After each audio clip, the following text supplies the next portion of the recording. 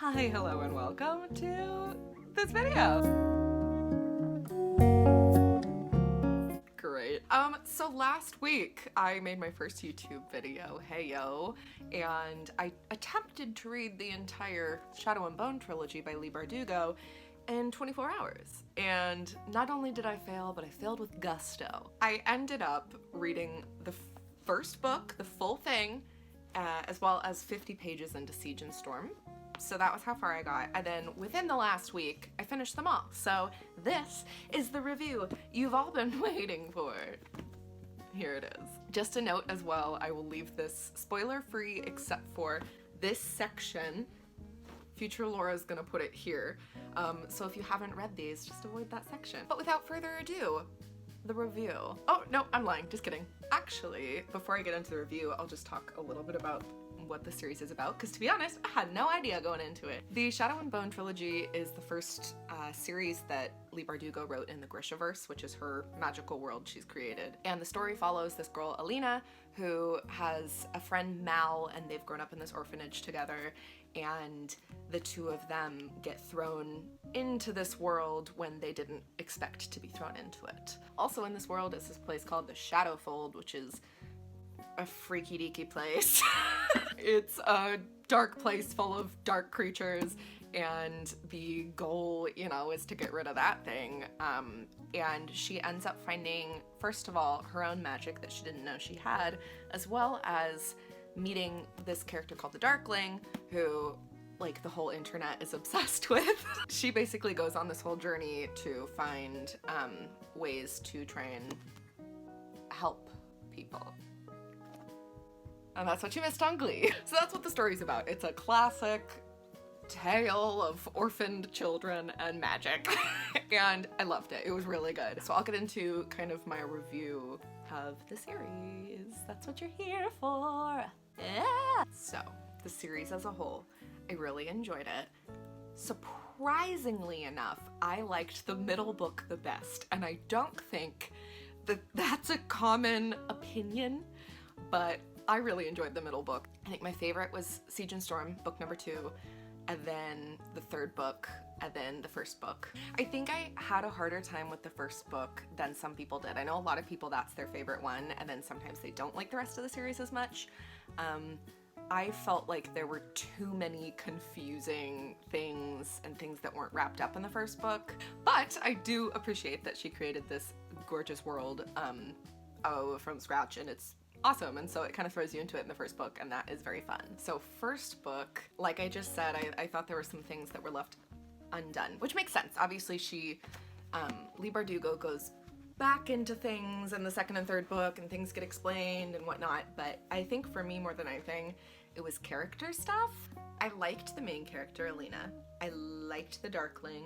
I didn't like Mal, but I didn't get butterflies with the characters. There wasn't that spark for me.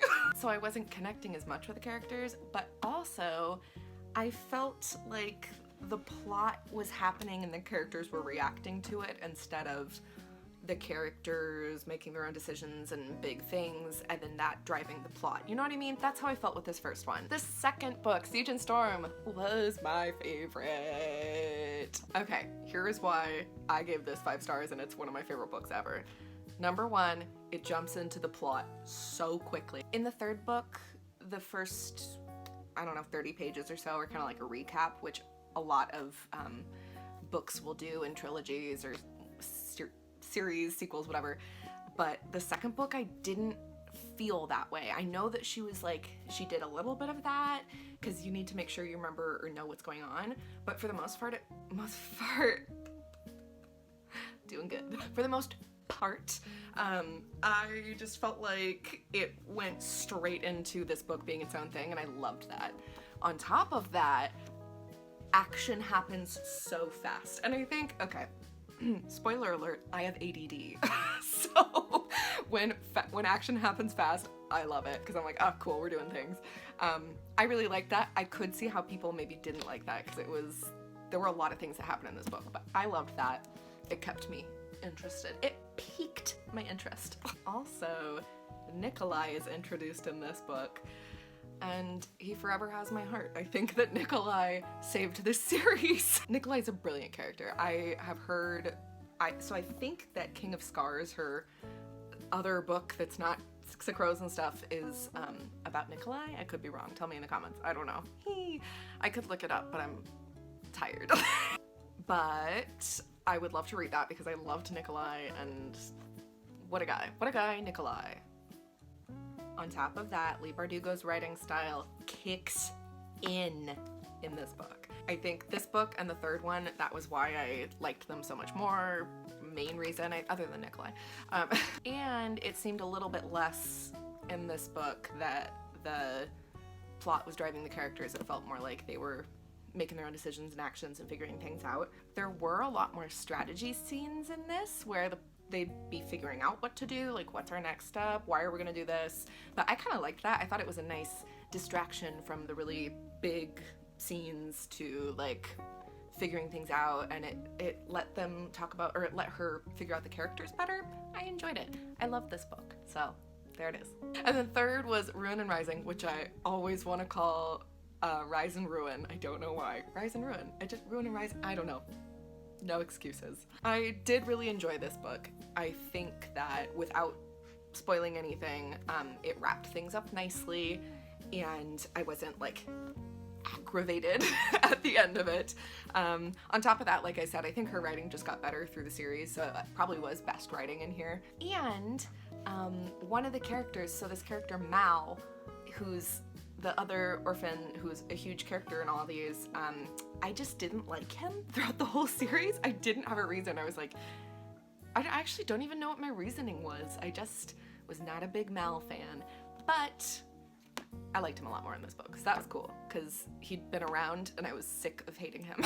And the last thing too is there's a lot of really fun like plot twists and turns and things that are unexpected in the whole series in general, so I love that. I think she did a great job with that. So those are my spoiler-free reviews. If you want me to spoil you, if you want spoilers, I'm gonna start them now.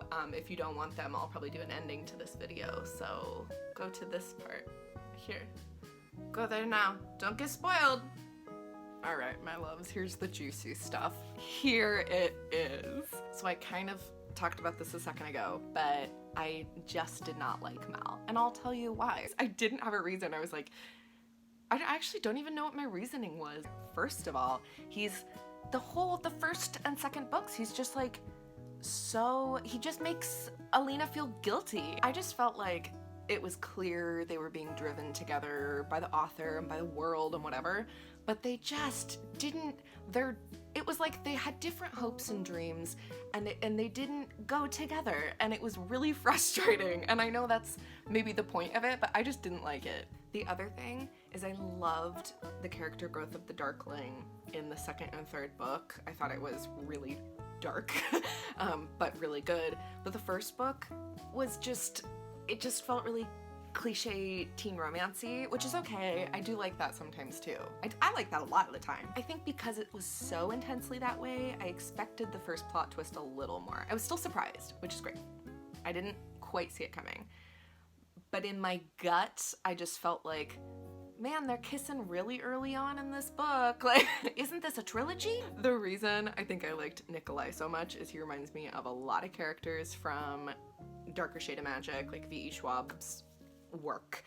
And I love those books, and I love those characters. And I just felt like Nikolai was deeper than every other character in this series, so there it is. So those are my thoughts. I'm sure once I finish this up, I'll think of like 12 other things, but I'll put them in the comments. If you have read the series, please let me know your thoughts on everything down below. Try and keep it spoiler-free, because I don't want people to, you know, be freaking out too much. Or make sure you make like a spoiler alert, because we got each other's backs. And if you have suggestions for videos I should make in the future, let me know. I have a bunch planned, but I would love to hear what people want to see. But yeah, thank you for watching.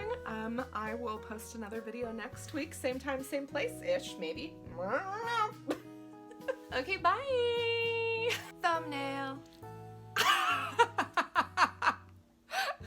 This is so natural. And that's on editing.